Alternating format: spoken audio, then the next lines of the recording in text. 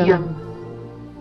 Des trois genres du groupe Odoglossium, celui-ci est de loin le plus vaste, puisqu'il regroupe plus d'espèces que les Miltonia et les Odoglossium réunis. Il montre aussi une diversité beaucoup plus grande, mais curieusement, les espèces cultivées ne sont pas si nombreuses.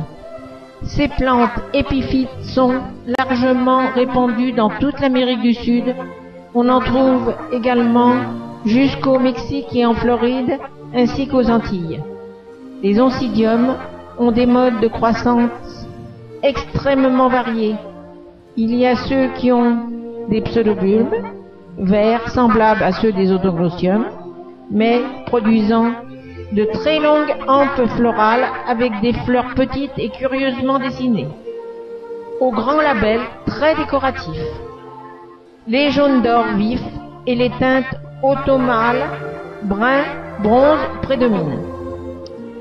Un autre groupe bien connu est celui des oncidiums à feuilles épaisses, aux feuilles érigées, rigides, très souvent solitaires. Leurs pseudobulbes réduits sont à peine reconnaissables. Ils produisent de grandes tiges florales qui portent à leur extrémité un nuage de fleurs jaunes vifs. Ce groupe compte des plantes de quelques centimètres de haut et des géantes à feuilles de 30 cm et aux hampes florales de plus d'1 mètre.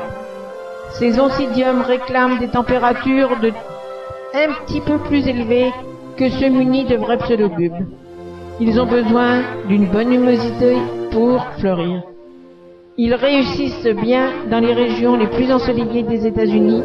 Partout ailleurs, ce sont plus des plantes de spécialistes que des débutants.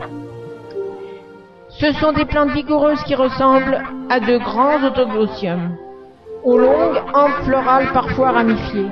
Les fleurs au grand label jaune sont vivement colorées d'acajou ou de prune ou de jaune vif ou de brun fauve. La culture. Ces hybrides intergénériques sont les plus faciles à cultiver du groupe. Étonnamment beaux, solides, supportant la fraîcheur comme la chaleur, ils se plaisent à l'intérieur de la maison, aussi bien qu'en serre, si l'on peut leur fournir une bonne lumière et des arrosages réguliers, enrichis d'engrais tout au long de l'année. En climat tempéré, ils peuvent passer l'été dehors. Cela favorise l'émission de pousses vigoureuses qui permettent année après année une floraison spectaculaire. Les oncidiums, comme la plupart des hybrides complexes du groupe des Odoglossium, ont un cycle de 9 à 10 mois.